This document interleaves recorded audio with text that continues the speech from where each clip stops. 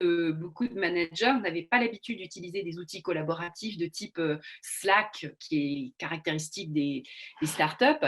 Et puis, on a découvert qu'il y avait dans le pack Microsoft, dans les grandes organisations, cet outil qui d'ailleurs ressemble beaucoup à Slack, qui est l'outil Teams, inclus dans le package de Microsoft. Alors, c'est pas pour faire de la pub, il n'y en a pas un qui est meilleur que l'autre, et puis il y en a d'autres encore. Mais en tout cas, tout d'un coup, on s'est converti très rapidement à un usage qui n'était pas un usage préexistant.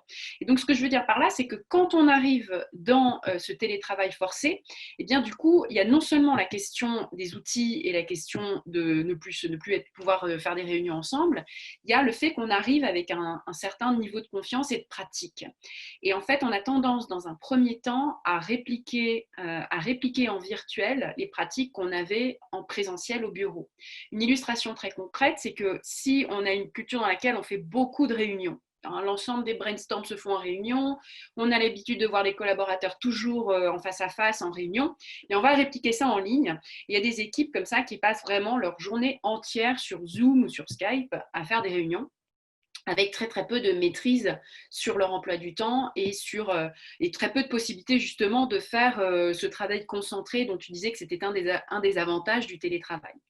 Et donc très vite, on se rend compte que répliquer ce qu'on a fait en présentiel, en ligne, ça a des limites très fortes. Parce que des réunions sur Zoom, c'est bien plus pénible que des réunions en vrai, parce que le son n'est pas toujours très bon. Il y a pas mal de blagues qui ont circulé récemment, parce qu'on ne se sent pas en capacité de participer de la même manière, parce que bizarrement, l'aliénation est la même, c'est-à-dire qu'on est censé être là, visible sur son petit écran, mais on n'a pas tous les avantages du présentiel, le fait de partager un café, le fait d'être bien ensemble, voilà, d'avoir une certaine souplesse. Donc en fait, on a le pire des deux mondes. On a le pire du virtuel avec la solitude de l'écran, et puis le pire du présentiel avec l'aliénation, le fait d'être attaché à son ordinateur et pas être maître de son temps.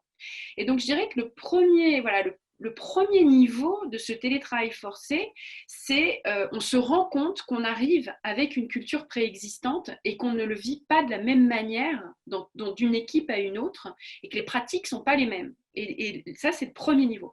Le deuxième niveau, c'est qu'on va faire des apprentissages justement sur le choix des canaux à utiliser, la manière de travailler, le mix entre travail synchrone et travail asynchrone, la flexibilité dans le choix des outils qu'on va apporter pour pouvoir continuer à faire son travail.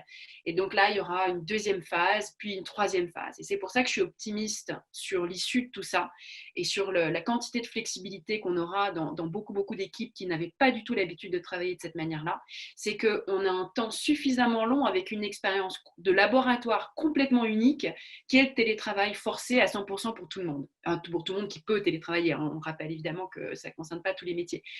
Et donc, voilà, je suis optimiste qu'il en restera quelque chose. C'est inévitable.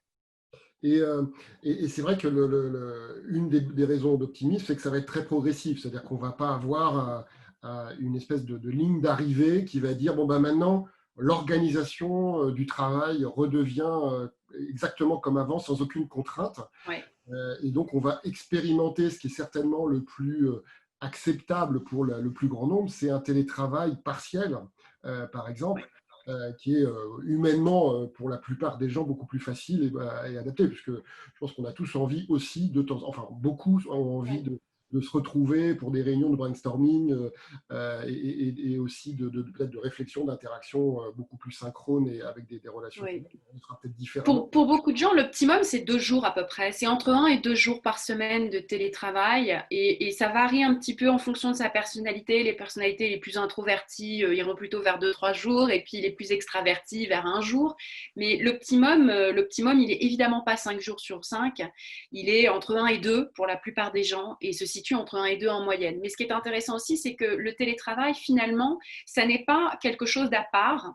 C'est une espèce de continuum qui concerne toute l'organisation du travail et du quotidien. Et donc, le télétravail, c'est aussi des horaires décalés, le fait d'échapper au métro à l'heure de pointe et de fait de travailler donc sur les outils collaboratifs et puis à distance. En fait, on est tous tout le temps déjà en télétravail grâce à ce petit outil-là qui fait que on a une ubiquité de connexion avec son équipe et son travail qui présente des risques déjà à part, hein, puisqu'on sait que justement c'est difficile de déconnecter.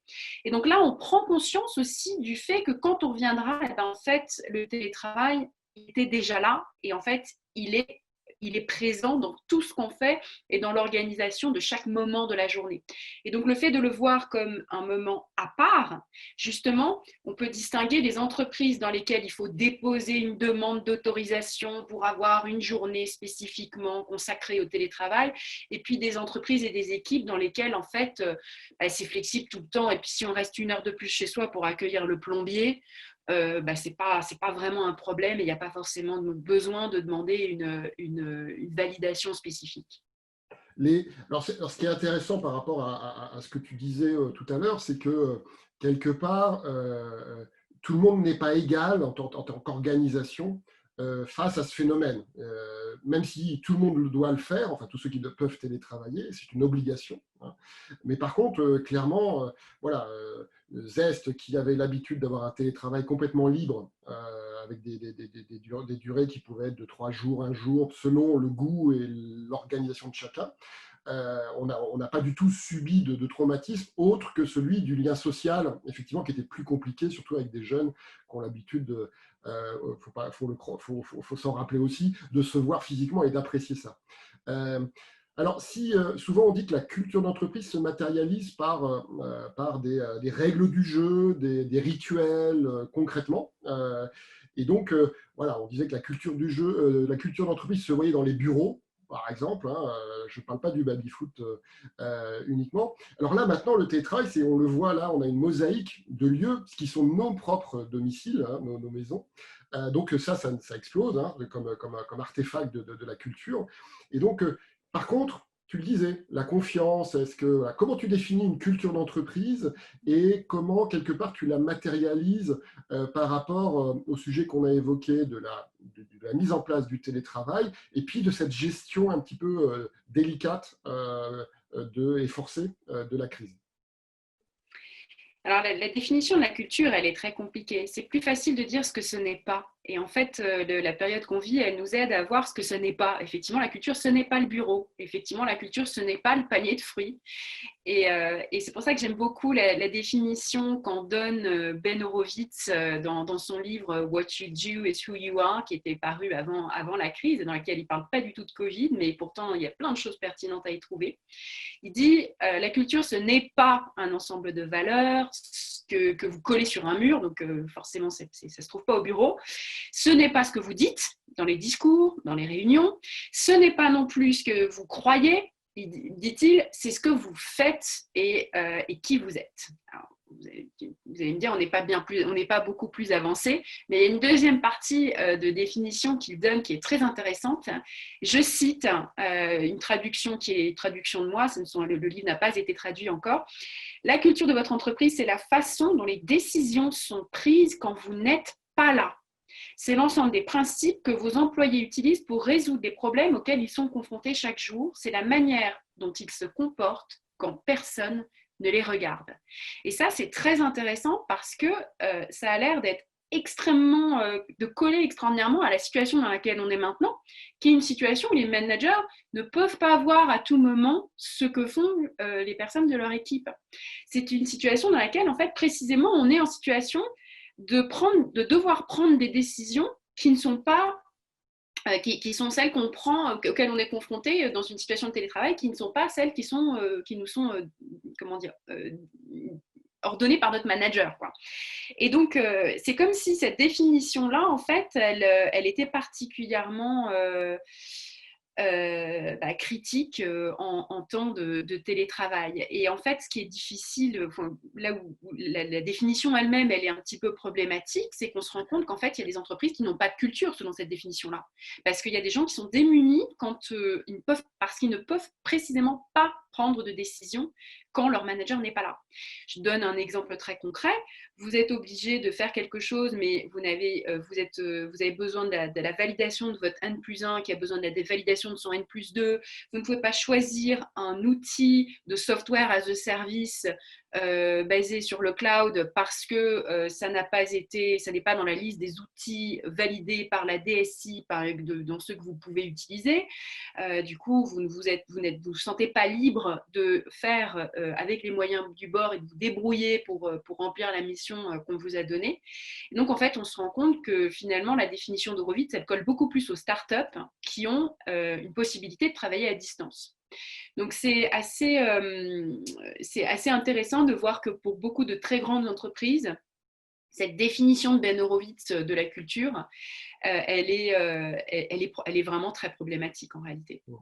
Donc le livre, il a été mentionné dans le chat, je ne l'ai pas là pour le montrer à l'écran, mais c'est What You Do is Who You Are, How to Create Your Business Culture. Et c'est Ben Horowitz, l'un des gourous de la Silicon Valley, un VC célèbre qui a créé la firme de capital risque Andreessen Horowitz. Donc, c'est vraiment l'un des grands personnages de la Silicon Valley qui a investi dans énormément de startups. Et il s'est beaucoup intéressé à la question de la culture d'entreprise. Et c'est vrai qu'on se rend compte que ce qu'il écrit concerne beaucoup plus des petites entreprises, des startups, des entreprises plus jeunes ou ne concerne pas tellement des très grandes entreprises qui ont un héritage, qui ont des centaines, voire des milliers d'employés. Ce qui est intéressant, c'est les startups ont certainement été doivent être pour les plus grandes considérées aussi comme un laboratoire on va dire de technologie organisationnelle un peu avancée, exploratrice, qu'elles voyaient beaucoup sur l'aspect innovation, produit et réactivité marché, par exemple, avec tous ces hackathons, tous ces modes un peu design thinking pour rassembler des nouvelles offres pour des marchés et se battre entre guillemets sur le marché avec des barbares alors qu'elles sont des empereurs. On commence on le voit bien sur le côté organisationnel de l'entreprise avec toutes les limites bien entendu de la transposition et les contraintes que tu évoquais, ne serait-ce que de nombre. C'est-à-dire que dans une organisation comme Zest où on est 23, on peut rassembler dans une salle on pouvait rassembler 23 personnes et parler de la culture en disant, ben voilà, sur notre valeur caring, ça veut dire quoi de manière très concrète par rapport à qu'est-ce que vous faites si il y a quelqu'un qui ne se sent pas bien, si un client impose des choses qu'on n'a pas envie d'accepter, comment on réagit collectivement.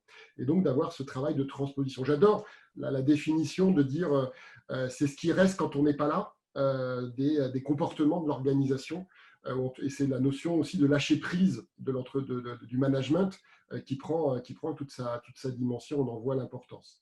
Merci pour ça. C'est très compliqué quand on est plus nombreux, beaucoup plus nombreux, ça devient effectivement très compliqué. C'est pour ça que, d'ailleurs, j'ai écrit un e-book sur comment est-ce qu'on fait évoluer ou fait grandir ou préserve sa culture quand on passe à plus de 150 personnes dans une entreprise. Et en fait, on a montré que l'un des paliers, un moment important, un moment en général déterminant dans la vie d'une entreprise, c'est quand les effectifs dépassent 150. Pourquoi 150 ? C'est un chiffre dont pas mal de chercheurs ont montré que c'était le chiffre à partir duquel, en fait, on ne pouvait plus entretenir de relations intimes, proches, avec chaque personne.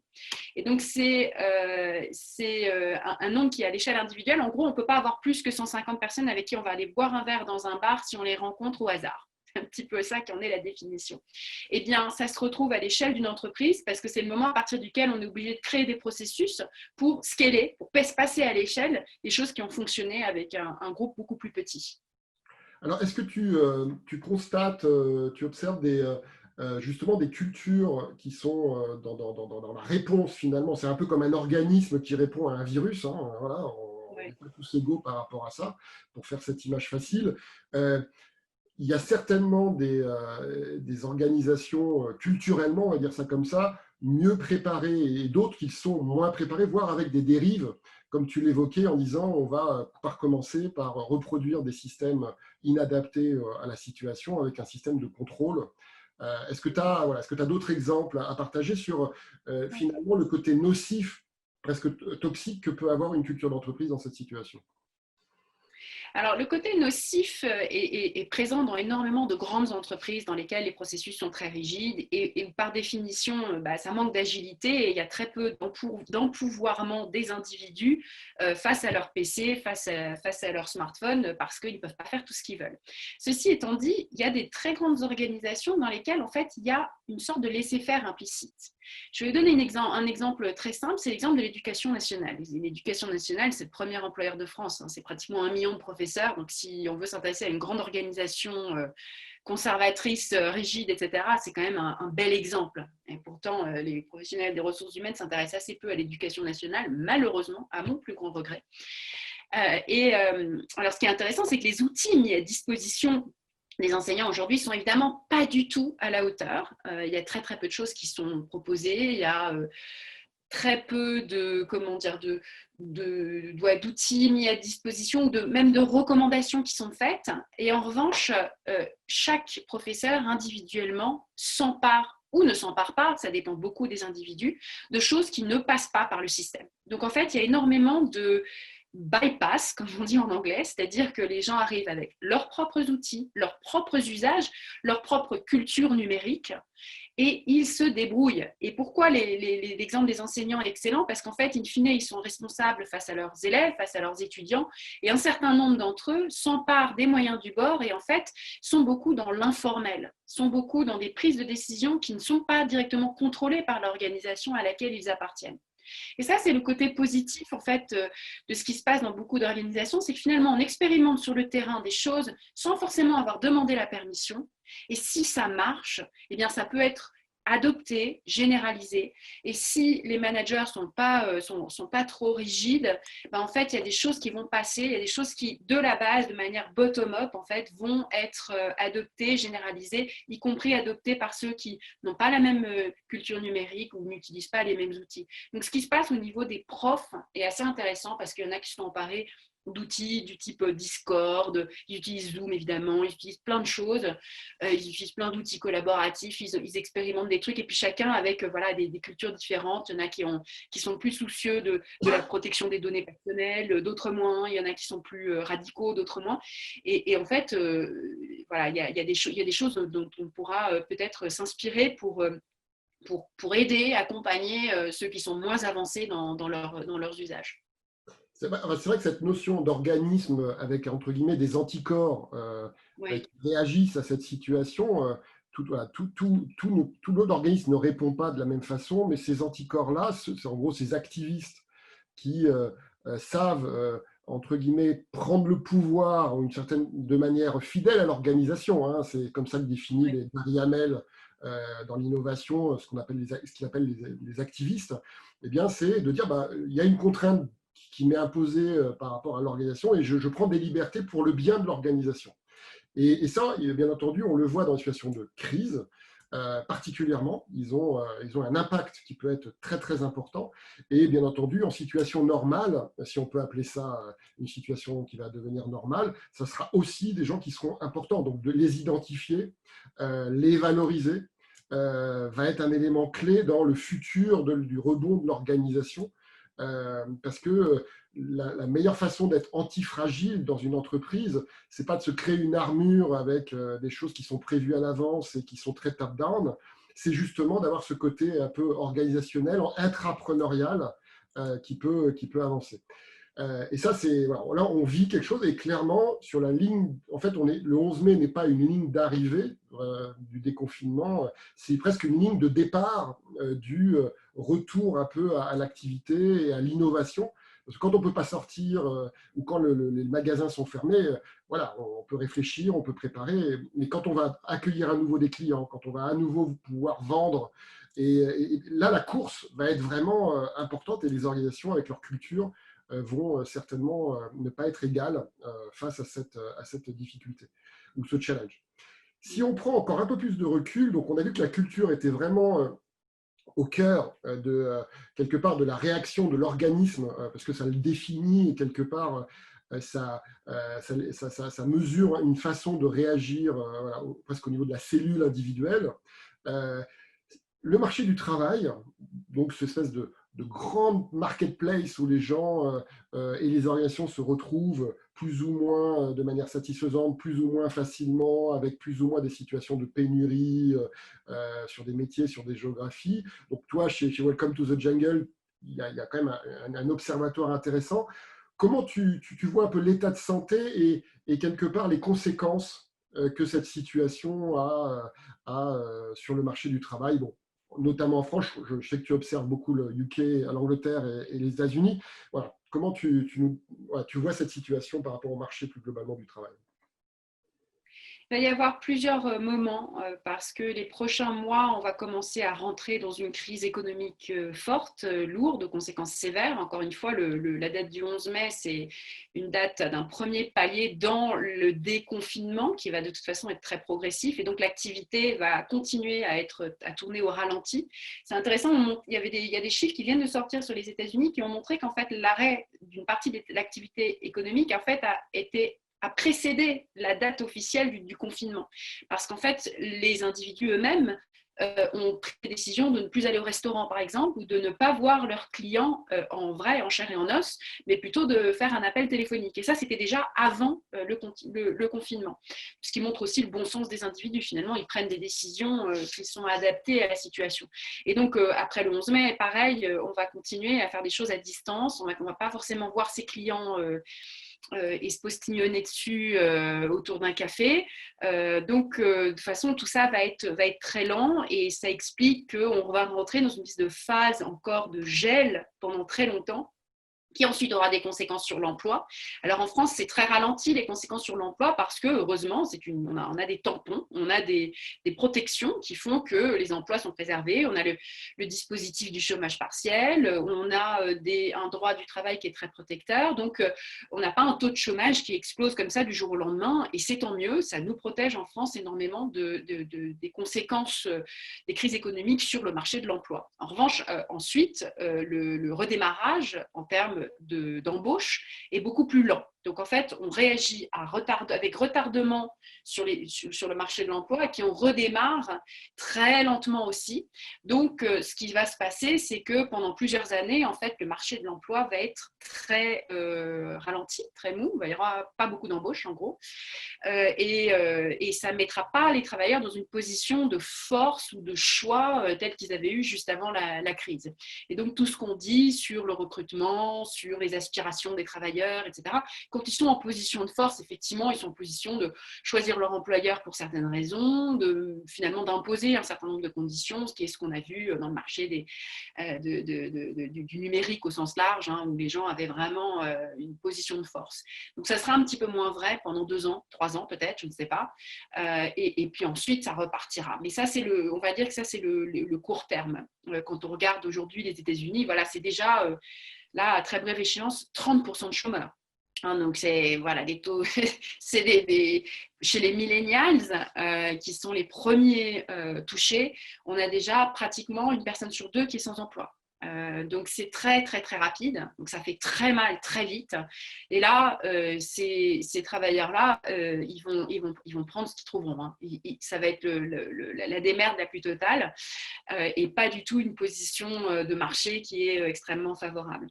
En revanche, ça repartira parce qu'il n'y a pas de raison. Et quand ça repartira, là, effectivement, on va commencer à voir les acquis, on va dire culturels, qui vont s'incarner dans des usages, des pratiques, des désirs, des aspirations de la part des candidats, mais qui vont s'imposer à tous les employeurs. Donc, il ne faut pas confondre voilà, une période de court terme dans laquelle on peut avoir l'impression, finalement, il ne reste rien des effets positifs du confinement. parce que les travailleurs ne sont pas dans une position de force. Et puis le moyen terme, à échéance de 1 an et demi, 2 ans, peut-être plus, je ne sais pas, où en fait, effectivement, la machine va repartir un peu, le virus, on l'aura mis derrière nous, et puis avant la prochaine catastrophe, on aura peut-être une période de croissance où on pourra revoir une nouvelle norme dans laquelle on aura vraiment les acquis de ce qu'on aura traversé, c'est-à-dire d'autres usages, d'autres cultures, des attentes vis-à-vis des employeurs qui seront vraiment plus les mêmes. Et justement, on le voit encore hein, actuellement, c'est qu'il y a des activités, des entreprises qui recrutent encore, alors qui se posent la question comment je peux recruter totalement, on va dire à distance, on va dire, pour Oui. certains. Et eux vont continuer et vont peut-être essayer justement de recruter les meilleurs talents. Et puis après, il y aura cette course, même si on recrute moins, eh bien de recruter les meilleurs, en tout cas ceux qui Bien sont sûr. les plus adaptés à ce contexte. Est-ce que tu penses qu'il y a des opportunités, en gros, sur la promesse que va faire l'organisation? Alors c'est très difficile parce que voilà, quand on est voilà, vendeur dans un magasin ou quand on est consultant dans un cabinet, voilà, c'est pas tout à fait les mêmes propositions de valeur. Mais est-ce que tu vois quand même des choses de fond qui quelque part, ont trouvé leurs racines dans ce qu'on a vécu ou ce qu'on aura vécu, qu'on a un peu décrypté depuis tout à l'heure? Le rapport au temps et à l'espace de travail est profondément transformé et rend un certain nombre d'employeurs plus attractifs quand ils sont sur une autre définition du temps et de l'espace. À partir du moment, c'est ce que les Américains appellent les 9 to 5 jobs, à partir du moment où on n'est pas dans une définition de cette relation-là sous le mode d'un 9 to 5 jobs, eh ben, on a une longueur d'avance en tant que recruteur, en tant qu'employeur. Et moi, je pense qu'il y a absolument une carte à jouer pour les employeurs d'aujourd'hui qui voudraient et qui veulent recruter aujourd'hui. C'est que justement, dans un contexte, on va dire, où le paysage global est plutôt gelé, c'est une opportunité extraordinaire d'arriver avec effectivement une culture qui va être jugée attractive par beaucoup des talents qui fonctionnent sur ce mode-là. Donc, il y a vraiment une carte à jouer pour avoir une longueur d'avance et effectivement, comme tu le disais, avoir accès aux meilleurs, avoir accès aux talents qui sont les plus agiles et qui permettent à cette organisation, tel un organisme vivant, d'être extraordinairement réactive pour réagir à la crise, pour trouver des leviers de croissance là où d'autres entreprises n'en trouvent pas. Donc finalement, c'est le moment où il y a vraiment une prime à la plus grande agilité possible. Et cette agilité, elle concerne autant les modèles d'affaires de l'entreprise, le fait de pouvoir pivoter, que la relation qu'on a avec les travailleurs qui participent à créer la valeur dans l'entreprise. Donc on voit que la redistribution un peu des cartes des employeurs, elle va se faire bien entendu sur le volet économique du secteur, c'est-à-dire qu'est-ce qu'il est en bonne santé ou pas. Il va se faire aussi, comme tu le disais, sur la proposition quelque part de valeur aux talents, quel qu'il soit. Et alors on n'a pas de chiffre, mais il est anticipable que certains critères prennent une importance peut-être plus forte du fait de leur expérience subie pendant de longues semaines, qui a généré peut-être des attentes et une espèce de repriorisation d'un certain nombre de choses. Donc il faudra être vigilant effectivement sur les attendus par type de talents ciblés. C'était déjà, nous, chez Zest, le fait d'avoir du télétravail à la carte était déjà un atout sur des profils de développeurs, clairement. C'était un élément très, très concret qui faisait mouche. Je pense que ça va être un peu plus important, comme tu l'évoquais, dans les différents secteurs d'activité. Et certainement un point important. Alors, dans l'organisation de l'entreprise, la capacité d'écoute va être aussi un sujet important. Hein, la réactivité, c'est-à-dire la frustration d'un professionnel qui n'a pas les outils de travail du fait de la nouvelle organisation, va être nettement plus frustré que s'il y a cette agilité organisationnelle qui l'accompagne dans cette difficulté.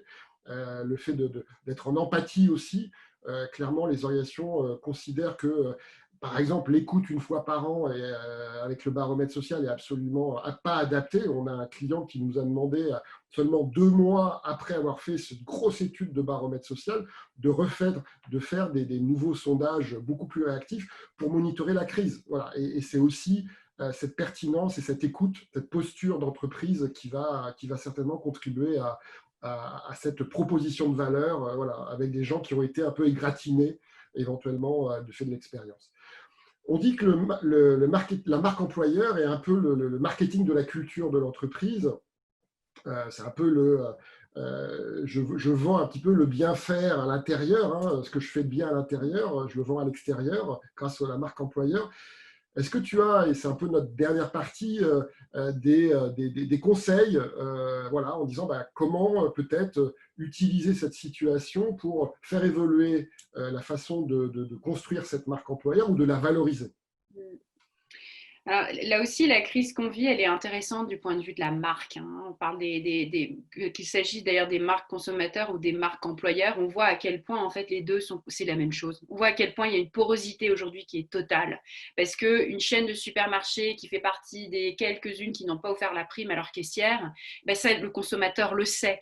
Donc, en fait, ce qui relève de la marque employeur, comment est-ce qu'on traite ses salariés, quelle protection on apporte dans une crise sanitaire, des choses comme ça, eh bien, c'est effectivement la porosité, c'est que ça touche complètement le consommateur qui va avoir envie d'être un peu plus militant dans sa consommation, etc. Et inversement, c'est pareil, c'est-à-dire des scandales sanitaires qui toucheraient le produit, la qualité du produit, eh bien, ça concerne de très près les employés qui travaillent pour cette organisation et qui se disent, bon sang, mais cette organisation, il y a quelque chose qui ne colle pas dans la mission, il peut y avoir une dissonance cognitive entre la mission affichée et puis la réalité des produits qui sont vendus. Et évidemment, c'est délétère dans le vécu des employés qui y participent. Et donc la notion de marque employeur, c'est une abstraction qui est bien utile parce que ça montre à quel point en fait on est actif tant dans son digital activisme, tant en tant qu'employé qu'en tant que consommateur. Mais c'est une abstraction parce qu'en fait la porosité est totale entre la marque employeur et la marque consommateur. Et on l'a bien vu avec le comportement des entreprises vis-à-vis de leurs employés au moment de cette crise. Et on a vu des choses d'ailleurs très positives qui se sont faites, c'est-à-dire des entreprises qui se sont montrées extraordinairement responsables, des managers qui ont montré qu'ils étaient bienveillants. Enfin, il y a eu des tas de choses quand même très positives et l'entreprise n'en est pas sortie avec une image si négative que ça, au contraire. Et parfois, on a vu aussi dans l'agroalimentaire que finalement, en matière de questions sanitaires, ils étaient pas mal préparés du tout, peut-être même mieux que les hôpitaux publics, parce que quand on est dans des usines dans l'agroalimentaire, en fait, on a déjà des masques.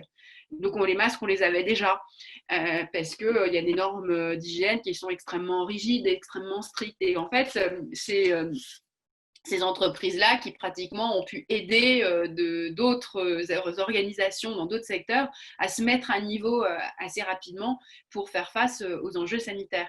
Donc en fait, ce qui est intéressant, c'est qu'effectivement, la notion de communication interne, de marque employeur, etc., bien, elle est en train de se déverser de partout. Et ça, c'est quelque chose qui était une tendance de fond déjà avant la crise qu'on vit aujourd'hui. Et clairement, effectivement, on le voit et il y a et c'est le storytelling quelque part qui va changer avec ce que tu évoquais, hein, la valorisation d'activistes, d'innovateurs qui vont apporter des choses, de mobiliser l'intelligence collective, enfin, faire partie des choses qui sont des vrais sujets et des vraies opportunités de communication, on va dire ça comme ça, par le réel.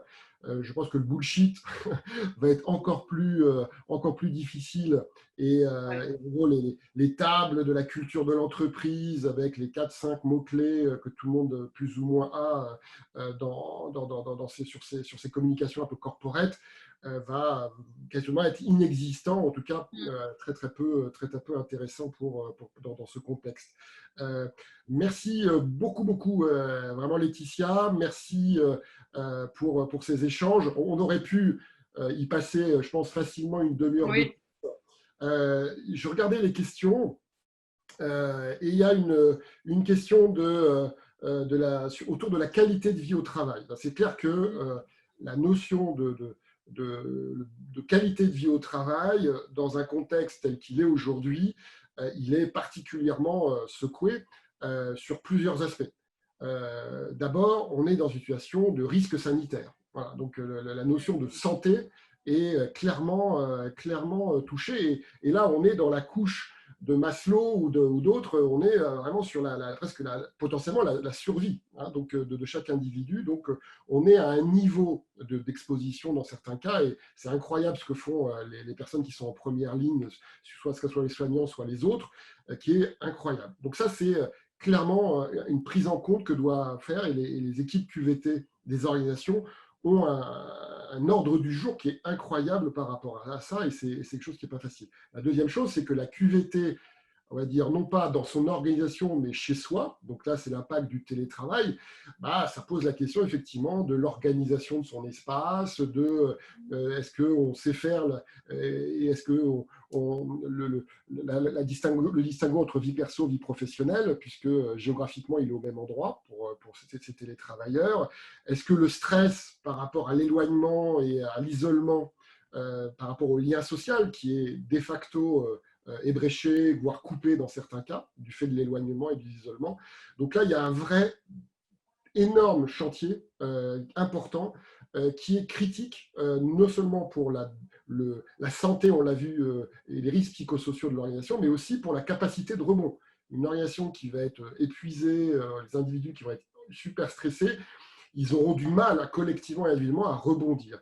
Est-ce que tu vois ce sujet QVT toi aussi, et quel est un peu ton regard sur ce sujet? C'était une question qu'on avait dans le flow. Alors, comme tu l'as dit, intéressant le fait d'inclure effectivement la sphère domestique. La sphère domestique, en fait, on le sait, ça fait déjà des années qu'elle est une sphère de travail, mais elle intéresse assez peu tout ce qui concerne l'ergonomie, la protection, l'inspection, etc. Or, en fait, on doit intégrer pleinement l'espace domestique comme étant l'un des espaces de travail qui doit intéresser la fameuse QVT, parce que les outils qu'on utilise, l'espace de travail qu'on a chez soi, la capacité qu'on a ou qu'on n'a pas d'imbriquer sa vie personnelle et sa vie professionnelle, donc cette notion d'équilibre, eh bien tout ça, ça touche à la QVT. Donc la garde d'enfants, on s'en rend bien compte, la garde d'enfants, c'est un sujet de QVT.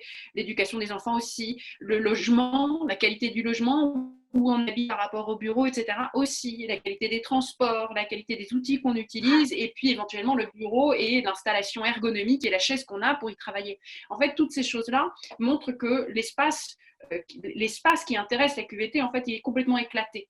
Il y a pratiquement une ubiquité. Et donc, si on veut faire de quelque chose qui soit efficace, effectif, il faut intégrer toutes ces dimensions-là de la vie des travailleurs. Et c'est clair. Alors, j'aime beaucoup le concept qui a été partagé par ta belle-mère, donc il y a un pseudo, j'imagine, sur la QVTT, donc la qualité de vie au télétravail. Et c'est vrai que c'est une notion, et ça faisait partie des accords, hein, de télétravail. En général, il y avait des choses qui étaient faites, mais il y avait une vraie pesanteur, on va dire. Ce n'était pas quelque chose qui était important. Il y a bien sûr d'autres aspects dans la qualité du haut travail. Le lien social avec les autres en fait partie. La relation avec les collègues est un des éléments clés dans toutes les études qu'on a pu faire avec nos clients. Et le télétravail, l'isolement, coupe physiquement ce lien. On l'a vu avec parfois des difficultés sur les outils pour le reconstruire. Donc il est clair que c'est une responsabilité de l'organisation, et on le voit de plus en plus, de proactivement, de revenir au contact, et comme on l'a vu, de refaire par exemple un baromètre pour savoir comment les équipes, les collaborateurs, quelque part, absorbent cette situation nouvelle qui est complètement différente de ce qu'il y avait il y a 2 mois. Et donc ça, c'est un élément concret pour l'organisation, les directions générales, de pouvoir être à l'écoute, et donc de recréer quelque part un lien institutionnel dans la relation entreprise avec chaque individu, déjà de leur poser les questions et d'avoir un diagnostic qui va amener à des plans d'action dans un contexte particulier d'aujourd'hui. Et l'autre point qu'on évoquait, on le voit tous, les apéros, les réunions un peu informelles, les webinars, sont quand même des moyens pour maintenir un lien social en utilisant le digital qui a un espèce de vecteur de socialisation avec toutes ses imperfections et ses spécificités, mais qui est très très important. Et on le voit dans ce que tu disais par rapport à la culture qui se manifeste par ce qu'on fait. Il y a des managers en empathie qui font des apéros entre guillemets ou des discussions informelles où il n'y a pas d'ordre du jour particulier, c'est juste de dire comment ça va, comment tu t'organises, et ce n'est pas juste la pression sur la productivité. Voilà.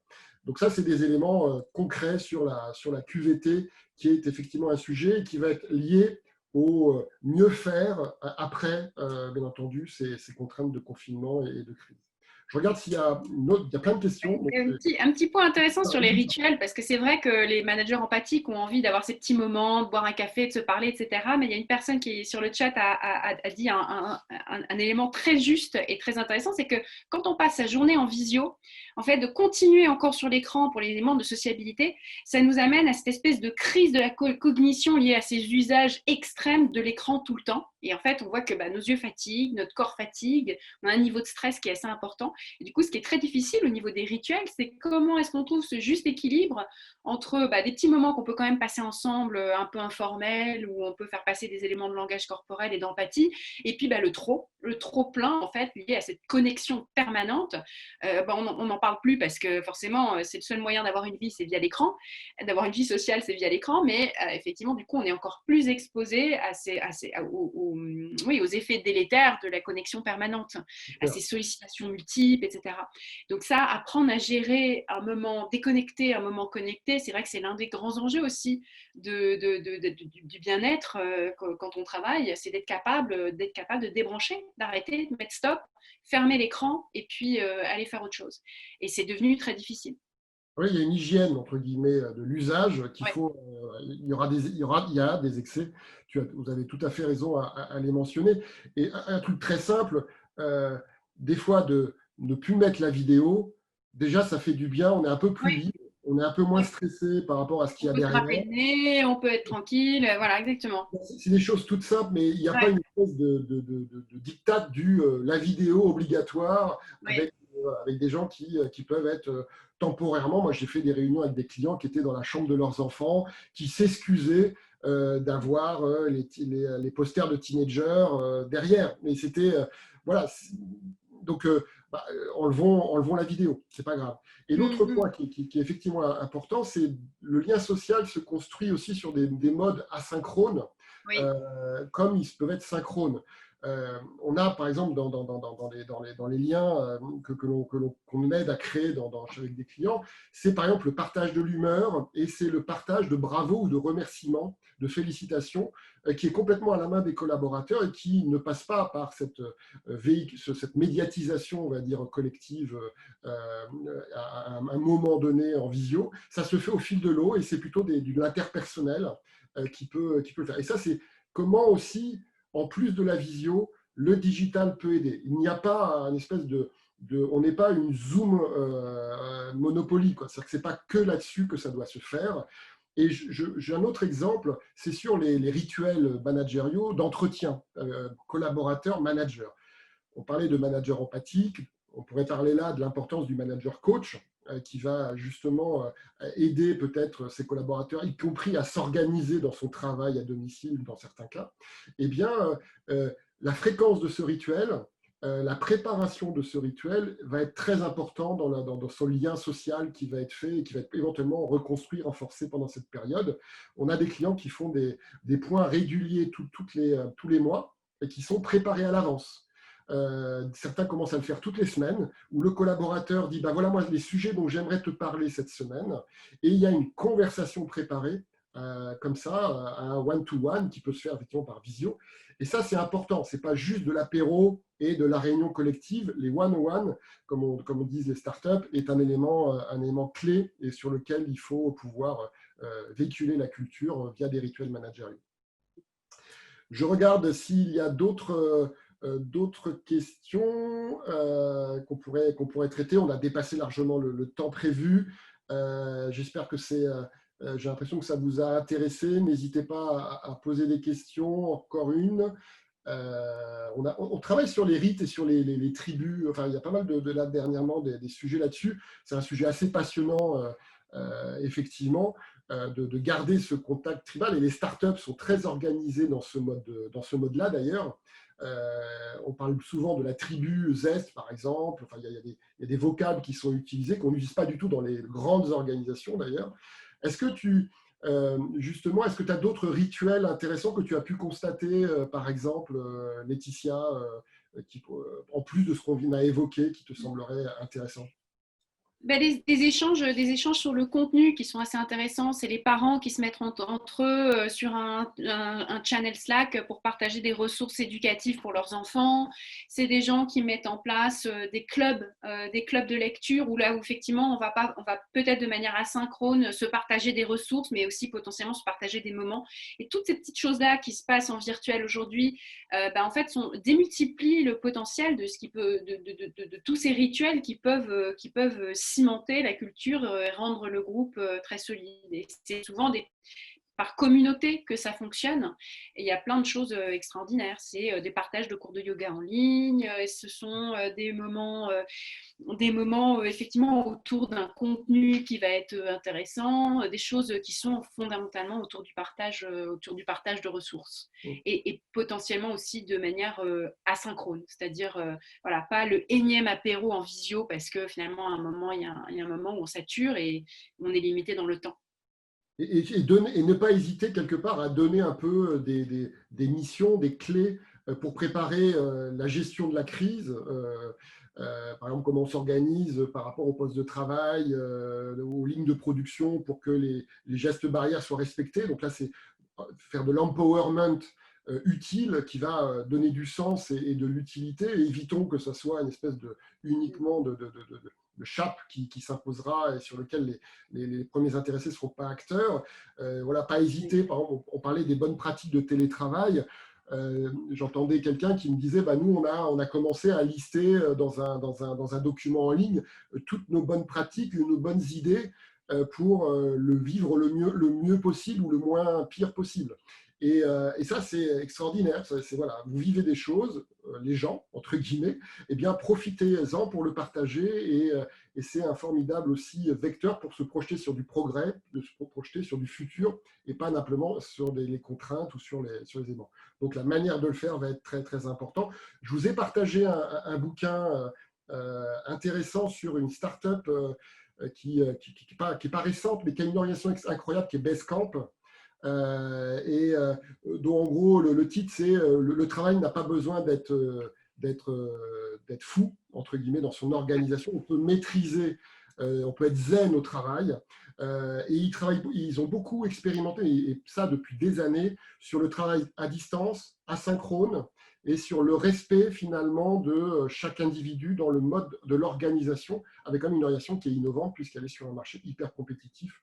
Les deux fondateurs de Basecamp, ils ont fait 3 livres en fait. Ouais. C'est Rework, Remote et It Doesn't Have to Be Crazy at Work. Les 3 ont été traduits en français. Et sur Welcome to the Jungle, vous avez les must-read de ces livres-là. Des résumés en 4 pages de la totalité de l'ouvrage avec toutes les références. Donc peut-être qu'on peut le mettre dans le chat, le lien vers les must-read de Welcome to the Jungle pour ceux qui ne voudraient pas lire le livre les livres dans leur intégralité. Ou qui ne peuvent pas se les faire livrer, ou que sais-je. Très bien, et on va reprendre ce lien. N'hésitez pas d'ailleurs, et je vous propose d'en rester là pour l'instant, c'est de pouvoir justement, n'hésitez pas à continuer cette conversation, notamment sur LinkedIn, en commentant l'annonce qu'on avait faite sur cet événement, qui peut être le lieu assez simple sur lequel on peut continuer. N'hésitez pas à nous faire des feedbacks d'ailleurs sur si vous avez aimé ce webinaire, ça encouragera bien entendu pour les prochains à d'autres à venir. Merci beaucoup pour vos questions, votre attention, et c'était un plaisir d'être avec toi, Laetitia, pour cette. Merci David, un grand plaisir partagé. Bravo à tous déjà pour tout ce que vous avez fait, votre intérêt pour le sujet et tout ce que vous allez faire dans le futur. HR for Good. Voilà, n'hésitez pas à utiliser ces contenus, ces initiatives encore, et à très bientôt donc. Au revoir. À très bientôt.